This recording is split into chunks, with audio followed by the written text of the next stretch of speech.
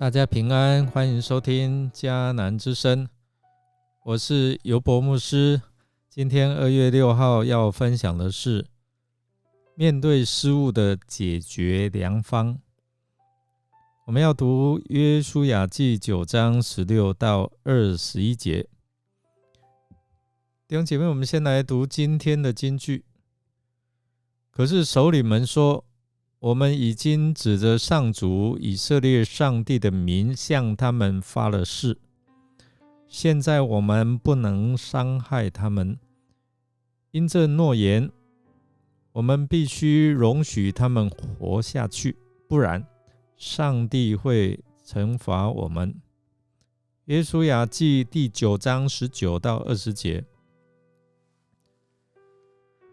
弟兄姐妹，在生活当中，你曾经被欺骗而与对方立下约定吗？好像你订立契约这样。如果后来你发觉对方在欺骗你，你会采取什么行动呢？是把这一些的约定废除吗？基遍人对以色列人的欺骗是一个伦理的议题。当敌人用不正当的手段得到我们的应许时，我们是否可以因为对方行事上的不正当而取消当时达成的协议呢？我们看到上帝的原则是愿意被恶人以不正当的手段欺瞒，也不会撕毁百姓与恶人所立的约。这里让我们看到这位神是守约施慈爱的神。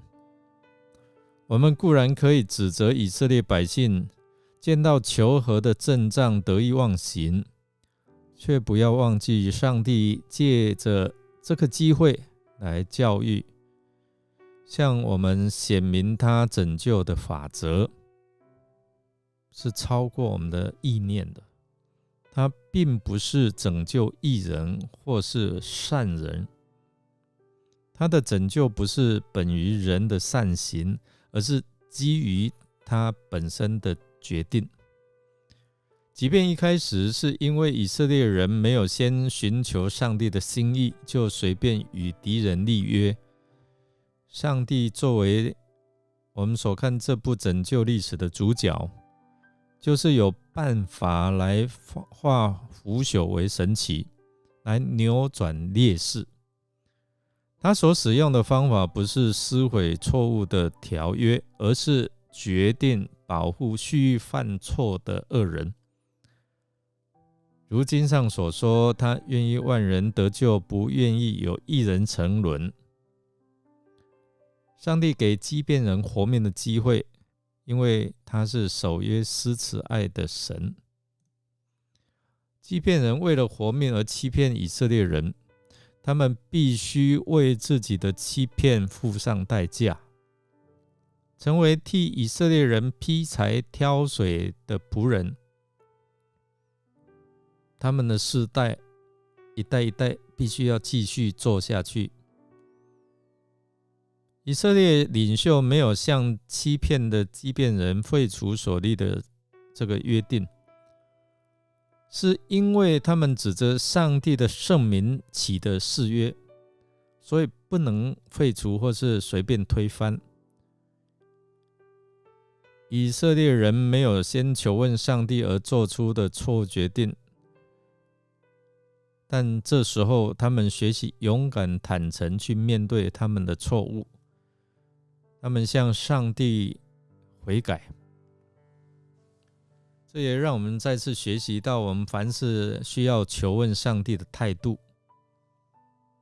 当我们面对错误的时候，我们要勇敢来面对，求神自己来赦免。圣经说，我们若认自己的罪，神是信实的，是公义的，必要赦免我们的罪，洗净我们一切的不义，让我们能够成为按照上帝的旨意来寻求前面道路的人。我们来默想，弟兄姐妹，我们看见以色列这些领袖犯下错误选择之后，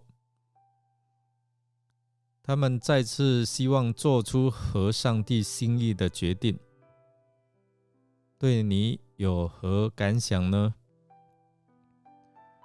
你会怎么样做？让我们一起来祷告。亲爱的天父，感谢您赦免我们一切的过犯，除去我们一切的罪恶。求你赐给我们有属灵的智慧，帮助我们在做一些决定的时候，让我们能够善用你所赐的分辨能力，让我们所做出的决定是讨神喜悦的选择。我们这样祷告是奉靠主耶稣基督的圣名求，阿们。感谢您的收听，如果您喜欢我们的节目，欢迎订阅并给我们好评。我是尤伯牧师，祝福您平安、健康、喜乐，愿上帝的恩典充满。我们下次再见。